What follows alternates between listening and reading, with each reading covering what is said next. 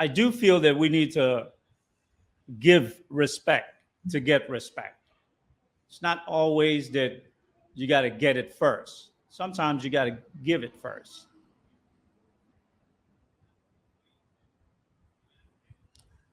Another thing that I wanted to kind of touch on is that sometimes we seem to reject order. Like if the white man does something well or good, we say it's the white man's system. Like there's some things that are just, whether it's for the moment of time, a series of centuries or decades, that system worked, something worked, and it was good, and it was beneficial. And sometimes we tend to turn our back away from order.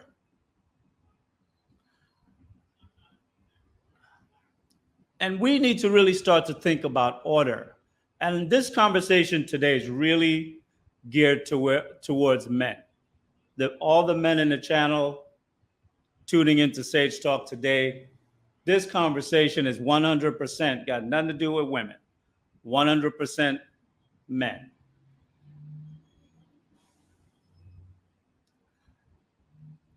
And what I picked up by what Kanye said, and I still haven't seen the entire interviews on Champ, but I saw about an hour.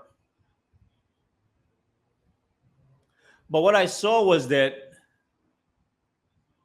there's a spiritual alignment taking place. Because I was thinking the same things. I was writing out a monologue that was going to address many of the things that he's espousing. So if he's thinking it and I'm thinking it, there are many other black men who are thinking it as well. So, that tipped me that there's an alignment taking place.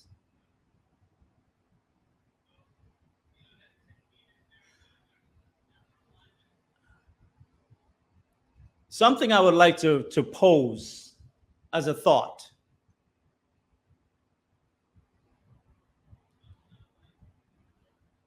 What is big enough for us to fight for? Not kill each other on the streets, but what is a big enough purpose for us to fight for? Because usually a fight, when you're fighting for a cause or a thing or someone else, you're sacrificing. You're giving of yourself.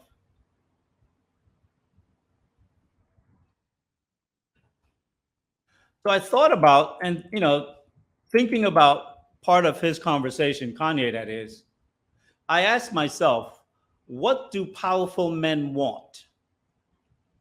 Now, this is a facetious question, at least to the men in the audience, in the chat. I think every man in the audience should know the answer to that question. What do powerful men want? More power.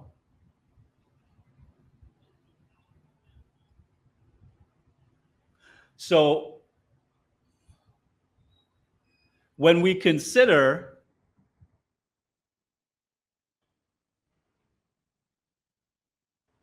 a man that is like getting to billionaire status, I think that's a man that's worthy of a title, Mister. He didn't do it by criminal means. He did it by his hard work, ingenuity, talent, and anything else he was blessed with, right? And one of the reasons why I want to have this conversation on the intro before I get into my talk is, like, sometimes I hear people say in this space, I'm not talking about my personal life, in the space, don't judge a book by its cover.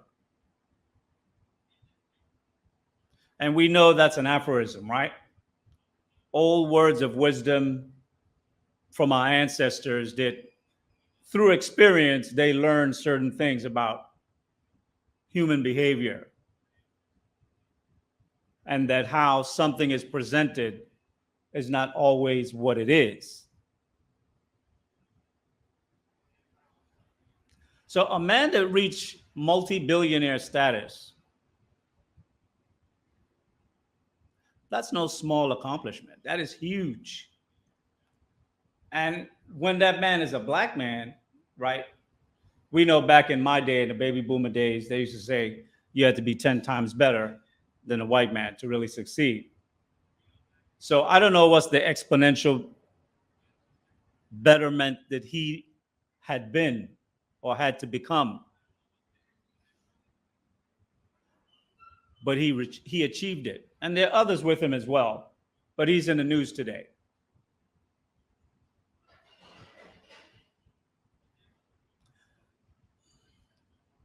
Years ago, when I was on Wall Street, right? And I talk about this for those of you who listen to my show or to the show.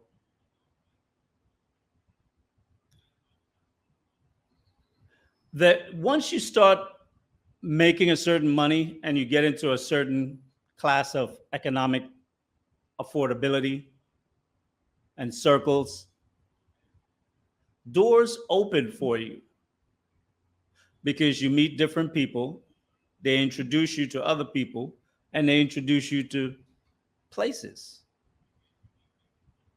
situations, opportunities. Now, I would say that Kanye and other men similar to himself possibly have a no limit access pass, predominantly in this world.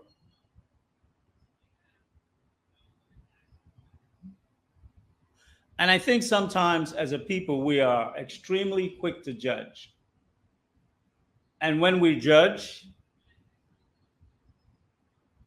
when it comes to us, it's like we hold each other at such a high standard that no imperfections or frailties or misstep is allowed. And the first offense is a death sentence. But we don't hold that same standard to anyone else.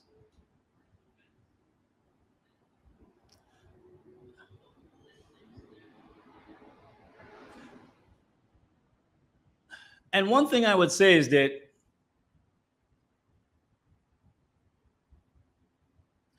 when you're a black man and you walk around and you say certain things and do certain things, especially when it goes contrary to the club, to the billionaires club and how they move, there's a way in which some people may choose to do that, that for us on the outside looking in may look like a wacky story.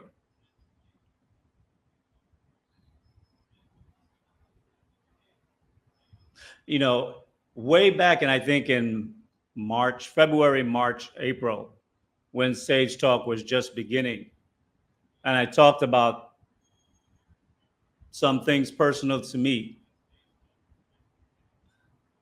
One of the things I have found is that underestimation is a very good skill. And if you can master it, it's extremely powerful. And what I mean by that is that people who don't see you coming or they'll consider you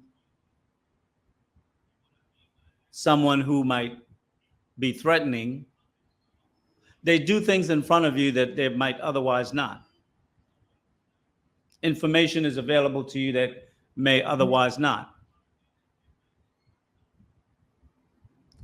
And I'm saying this as I lead into it because,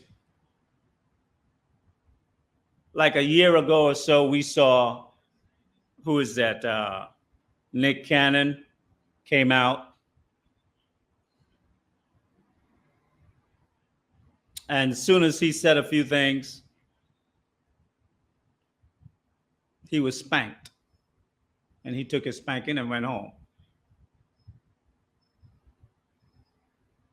Kanye is moving differently. And he's making it clear that he's sacrificing his life for the work that needs to be done.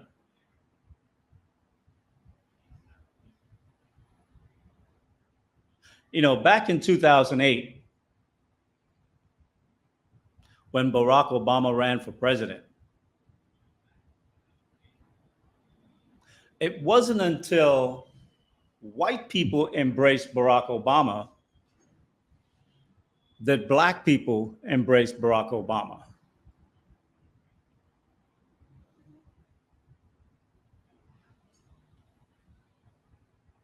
Are we men? A question for the black men in the audience. Are we men? Because as men, we should choose our own leaders, no one else. We should not wait until Massa give him the thumbs up, right? The go sign. Then it's okay for us to act. No. We should act for our interests first. And understand that.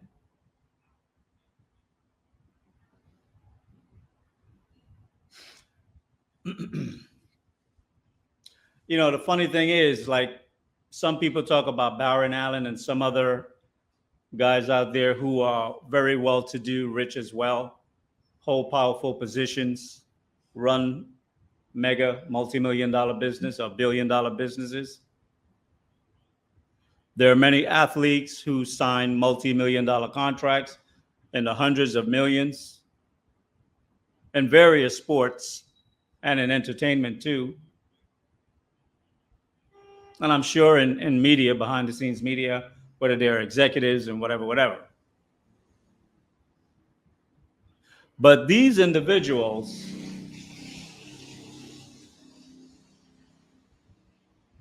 they have the similar access as Kanye.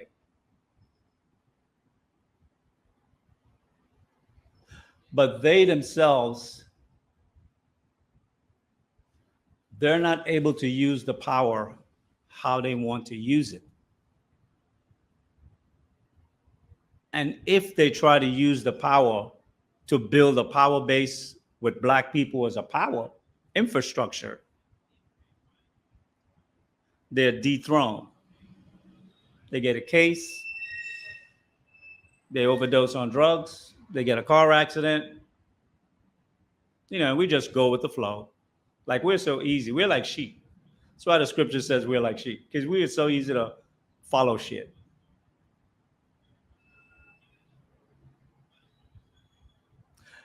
Sometimes I think guys like that, not to say how do they sleep at night, because I'm not making a judgment there with regard to how they made their fortunes. But I think sometimes that, when you have to bite your tongue as a man,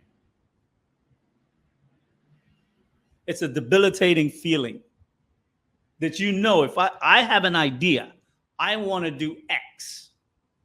The outcome of this X is going to benefit a large majority of my people. But I know if I do X, it's going to affect my company, my business, my income. So they don't do X.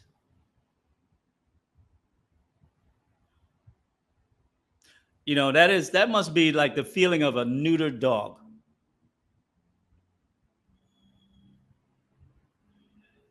Oh, actually, I had a girlfriend back in the day.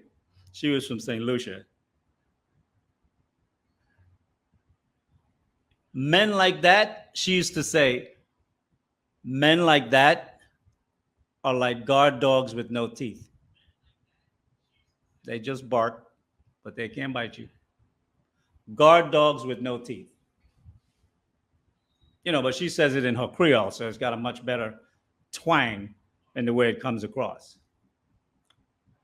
But the essence of it is that they're powerless to speak and they're powerless to do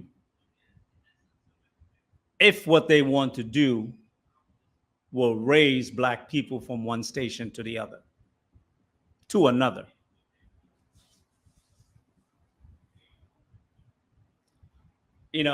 More and more it's becoming more publicly aware.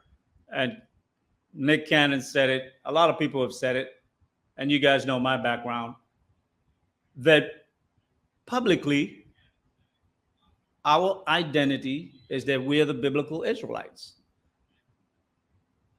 And the people who are in Jerusalem, the Jews, they could keep that name. They're the Jews.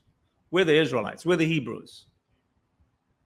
That's going to become a world fact that nobody's going to be able to hide from. Now we will see what action steps will be taken by media, people of power, not just influence, but people of power. People that just make a phone call. You don't know they exist. They could call a board meeting or some other meeting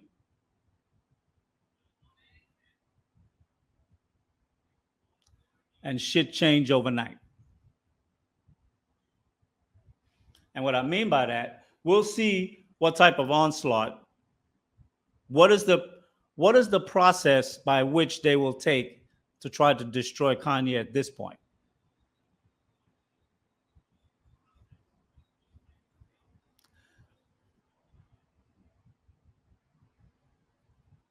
And one of the things I also, wanted to shed some light on is that cancel culture. Who created that? I came to the party late, so I don't know. Somebody in the chat, maybe one of you guys can fill me in. Who created cancel culture? Was that something of our making?